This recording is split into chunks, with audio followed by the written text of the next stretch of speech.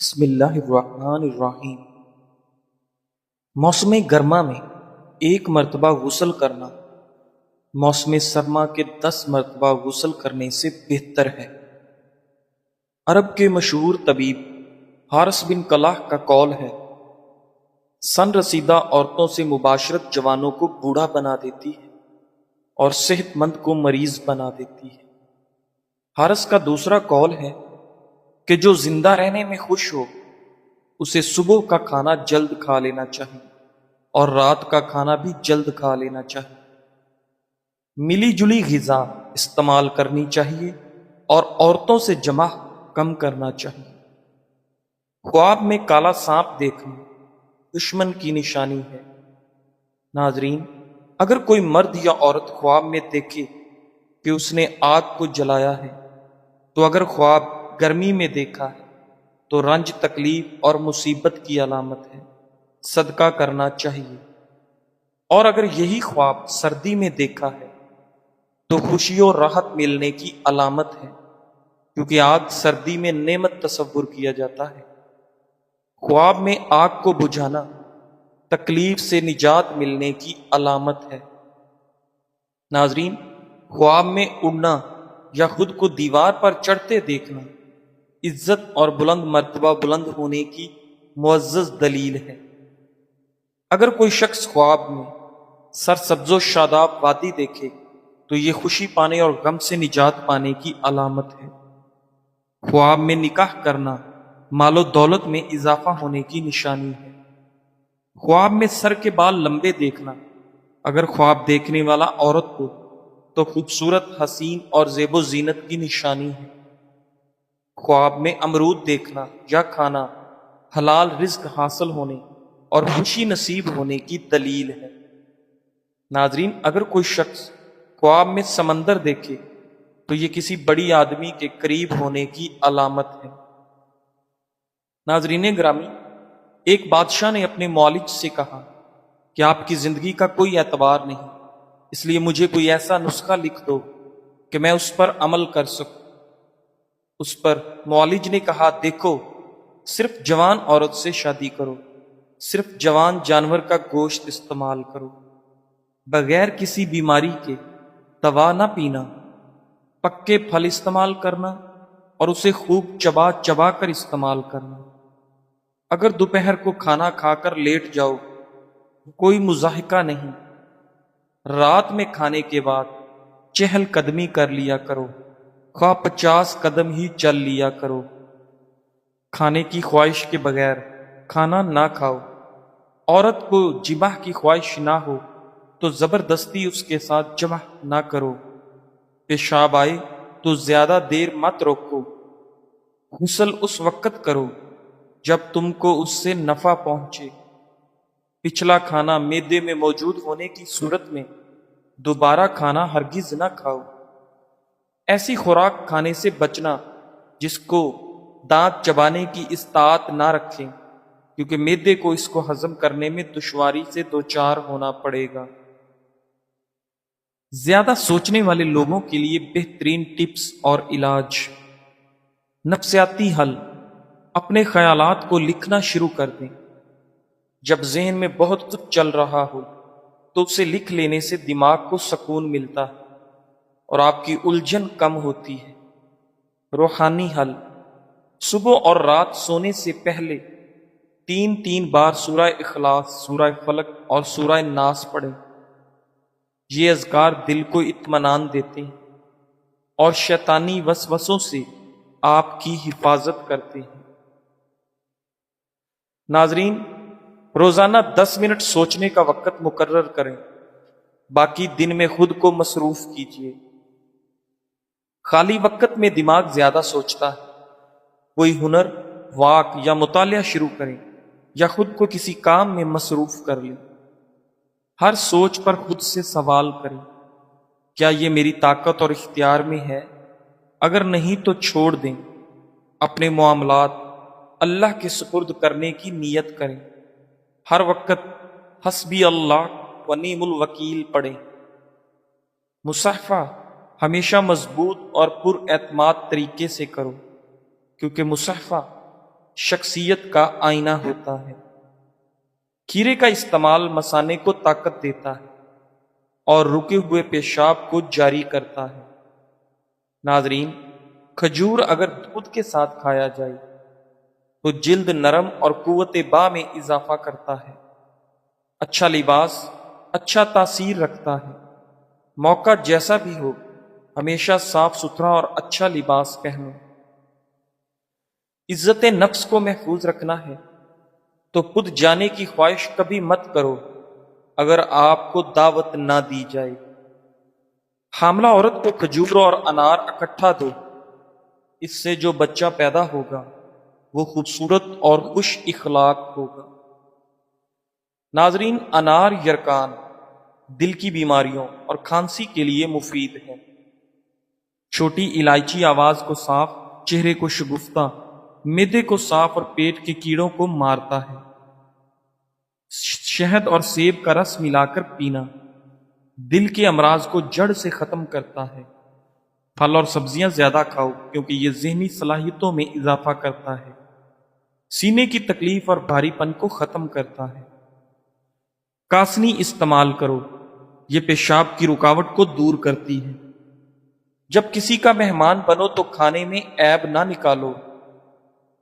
ناظرین، کیا آپ جانتے ہیں انسان کے جسم میں موجود پانی تقریباً 10 گیلن کا واٹر کولر بھر سکتا ہے، یعنی تقریباً 42 لیٹر پانی ایک نارمل انسان کے جسم میں ہوتا ہے۔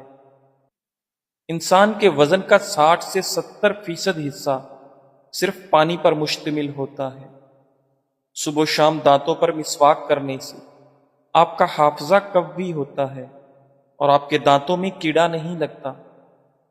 ناظرین گرامی، کھانے سے قبل پانی پینا چاہیے، کھانے کے بعد پانی پینا مضر صحت ہے، اور غذا کے ساتھ پانی کم مقدار میں پینا چاہیے۔ دوپہر کے کھانے کے بعد آرام اور شام کے کھانے کے بعد چہل قدمی ضرور کرنی چاہیے۔ ناظرین گرامی، رات کو پیشاب و پاخانے سے فراغت کے بعد سونا چاہیے۔ خشک باسی گوشت رات میں کھانا موت کو دعوت دینے کے مترادف ہے۔ کھجور کھاؤ کیونکہ یہ دل کی بیماریوں کو ختم کرتی ہے۔ سفر سے جب واپس آؤ تو اپنے گھر والوں کے لیے تحفہ لے کر آؤ۔ جو شخص اپنا راز اپنے تک رکھے وہ ساری زندگی ناکام نہیں ہوتا۔ ابن بخت یشوع کا مقولہ ہے کہ انڈا اور مچھلی ایک ساتھ کھانے سے پرہیز کرو، اس لیے کہ ان دونوں کو ایک ساتھ استعمال کرنے والا لقوہ بواسیر اور دانہ کے درد میں مبتلا ہو سکتا ہے۔ انڈے کا دائمی استعمال چہرے پر سیاہی زردی مائل چھائیاں پیدا کرتا ہے۔ بکری کے گردے کا دائمی استعمال بانجھ پن پیدا کرتا ہے، اور تر و تازہ مچھلی کھانے کے بعد ٹھنڈے پانی سے غسل کرنے سے خارج سے بچاؤ ہوتا ہے۔ ناظرین، جماع کے بعد بغیر غسل کیے دوبارہ جماع کرنے سے پتھری پیدا ہوتی ہے۔ بعض اتباع کا کہنا ہے کہ جو اپنی صحت برقرار رکھنا چاہے اسے عمدہ غذا استعمال کرنی چاہیے اور پوری طرح پیٹ خالی ہونے کے بعد کھانا کھانا چاہیے۔ بینگن کھاؤ، یہ جسم کے ہر درد کے لیے مفید ہے۔ جب حارث طبیب کی موت کا وقت قریب آیا تو لوگ اس کے پاس جمع ہو گئے اور کہا، ہمیں کوئی آخری نصیحت کیجیے کہ ہم اس پر عمل کرتے رہیں۔ انہوں نے یہ نصیحت کی، صرف جوان عورت سے شادی کرو، پھل درخت پر پکا ہوا استعمال کرو اور اسی موسم میں کھاؤ۔ جب کوئی دوپہر کا کھانا کھائے تو اسے کھانے کے بعد 1 گھنٹہ آرام کرنا چاہیے، اور شام کا کھانا کھانے کے بعد کم از کم 100 قدم چلنا چاہیے۔ چھوٹے پیمانے پر آغاز کرنا ہی بڑے مقصد تک پہنچنے کا پہلا قدم ہوتا ہے۔ زندگی کی ہر بڑی کامیابی ایک چھوٹے قدم سے شروع ہوتی ہے۔ ایک فیصلہ، ایک عمل، ایک لمحہ جو ہمت مانگتا ہے۔ کبھی بھی اپنے معمولی آغاز کو کم نہ سمجھو، کیونکہ یہی چھوٹے چھوٹے قدم وقت کے ساتھ بڑی کامیابیوں کا سبب بنتے ہیں۔ صبر کرو، تسلسل رکھو اور اپنے سفر پر اعتماد کرو۔ جو آج چھوٹا لگتا ہے وہی کل تمہاری سب سے بڑی کامیابی بن سکتا ہے۔ آج کا خاص نسخہ قدرتی گورا پن اور اندرونی نکھار کے لیے، اگر آپ چاہتے ہیں کہ آپ کی جلد صرف اوپر سے نہیں بلکہ اندر سے بھی نکھری، چمکدار اور بے داغ ہو، تو یہ گہرے اثرات والا نسخہ ضرور آزمائیں۔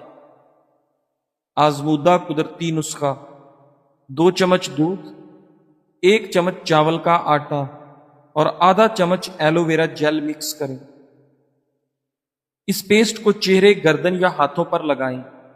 20 منٹ بعد ٹھنڈے پانی سے دھو لیں۔ نتائج اور فوائد: یہ ماسک جلد کی گہرائی میں جا کر میل، سنٹین اور دھبوں کو ختم کرتا ہے۔ پہلے استعمال سے ہی جلد نرم، چمکدار اور صاف نظر آئے گی۔ مستقل استعمال سے قدرتی نکھار اور گورا پن حاصل ہوگا۔ یہ بات یاد رکھیں کہ خوبصورتی تب آتی ہے جب آپ خود سے پیار کرنا شروع کرتے ہیں اور اپنی جلد کو وہ توجہ دیتے ہیں جو وہ مانگتی ہے۔ رسول اللہ صلی اللہ علیہ وآلہ وسلم نے فرمایا، جس نے اللہ سبحانہ تعالیٰ کو راضی کرنے میں لوگوں کو ناراض کر دیا تو اللہ سبحانہ تعالیٰ اس کی مدد کو کافی ہو جائے گا، اور جس نے لوگوں کو راضی کرنے کے لیے اللہ سبحانہ تعالیٰ کو ناراض کیا تو اللہ سبحانہ تعالیٰ اس کے معاملات کو لوگوں کے حوالے کر دے گا۔ ناظرین، ایک بات یاد رکھو، جب اللہ تمہاری مشکل میں کوئی مددگار نہیں بھیجتا تو یہ مت سوچو کہ اس نے تمہیں مشکل میں تنہا چھوڑ دیا۔ اس مشکل میں جس میں تمہارے ساتھ کوئی نہ ہو، اس میں اللہ خود تمہاری مدد بن جاتا ہے، تمہاری مشکلات کا حل بن جاتا ہے۔ اللہ کبھی بھی اپنے بندوں کو تکلیف میں تنہا نہیں چھوڑتا۔ یہ نسخہ آپ نے شاید استعمال بھی کیا ہو، لیکن یہ نسخہ معدے کے لیے بہت اچھی چیز ہے۔ اسی طرح استعمال کریں، انشاءاللہ فائدہ ہوگا۔ نسخہ: سبز پودینہ 2 حصے، سبز دھنیا 1 حصہ اور حسب ضرورت کالی مرچ اور نمک ڈالیں۔ دونوں کی چٹنی بنا لیں اور کھانا جو بھی ہو اس کے ساتھ اس چٹنی کا استعمال کریں، اور کچھ دن گھی والی روٹی سے پرہیز کریں۔